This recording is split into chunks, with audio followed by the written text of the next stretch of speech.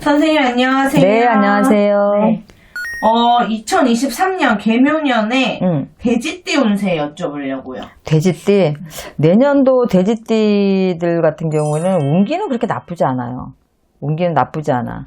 우리 보통 이제 직장인들 보면 우리가 어떤 프로젝트를 맡는다든가 나한테 주어진 어떤 것들을 조금 해결을 해야 되거나 이럴 때 그 의견을 낼 때 조금 신중했으면 좋겠어요. 왜냐면 이렇게 막 우기거나 내 거를 관철시키기 위해서 조금 이렇게 너무 강압적으로만 이렇게 한다던가 그러면 그 화살이 오히려 나한테 돌아오고 그 일로 책임을 져야 되고 그 일 때문에 내가 또 자리에서 내려올 수도 있고 여러 가지 부분들이 복합적으로 돼 있어요. 그런데 이게 안 좋은 게 아니라 나한테 어떤 중요한 일들이 자꾸 지어지는 거야, 이렇게.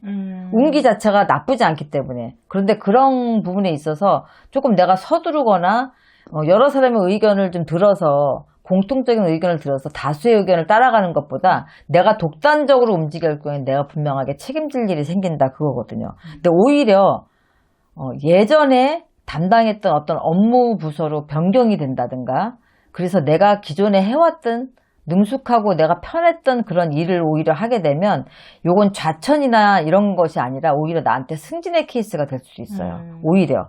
그래서 그런 것들이 내가 큰 일을 맡아서 할 수도 있고 오히려 나한테 득이 될 수도 있으니까 이런 경우가 생긴다 하더라도 크게 낙담할 필요는 없어요. 오히려 그게 더 좋다.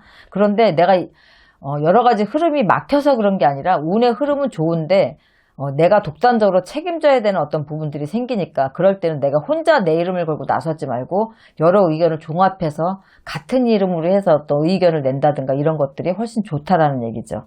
사업과 같은 경우는 굉장히 다양한 방면으로 어떤 계획들을 추진하고 이러는 것들은 너무 많은 다양성을 가진 것들은 24년도로 넘기되 자기 개발이나 연구 이런 데 힘쓰면 굉장히 좋아요. 내년에 사업하시는 분들은 교육 관련, 문화 콘텐츠, 예술 이런 쪽 사업을 하시는 분들은 굉장히 호황을 누릴 수 있고 생각보다 수입 창출이 굉장히 좋다. 그러니까 이런 쪽으로 아이디어를 좀 내시고 이런 일들을 하시는 분들한테 운기 자체는 열려 있다.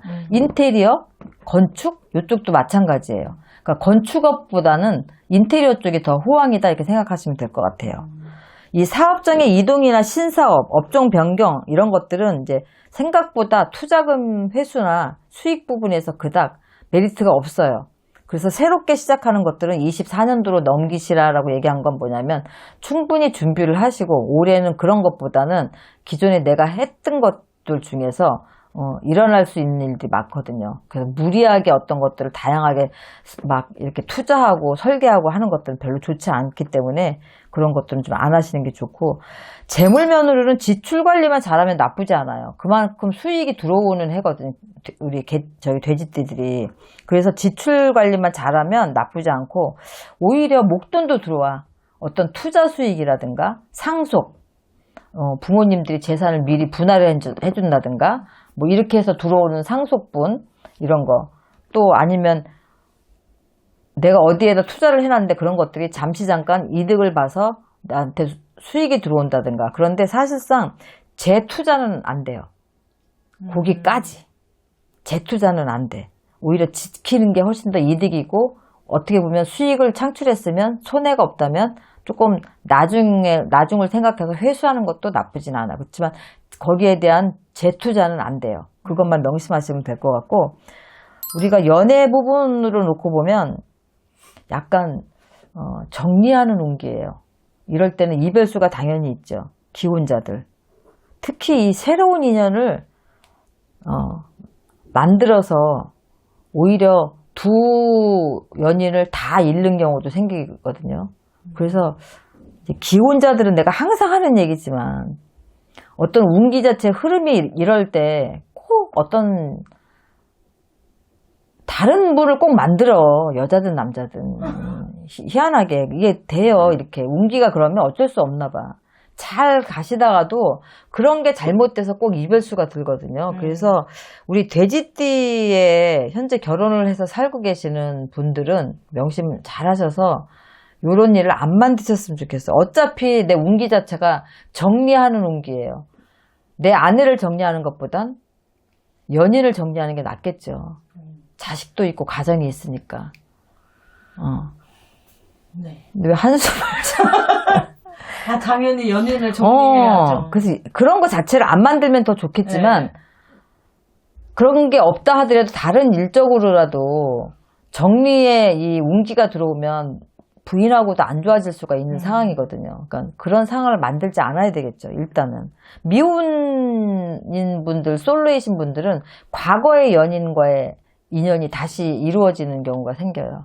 옛날 친구라든가 예전에 만났다가 헤어졌던 사람하고 다시 재결합을 해서 다시 연인 사이가 된다든지 이렇게 과거의 인연과의 새로운 인연으로 같이 들어온다 이런 것들이 있어요. 그래서 미혼자들은 오히려 괜찮을 수 있어요. 미혼자들은. 근데 이제 기혼자들이 문제죠.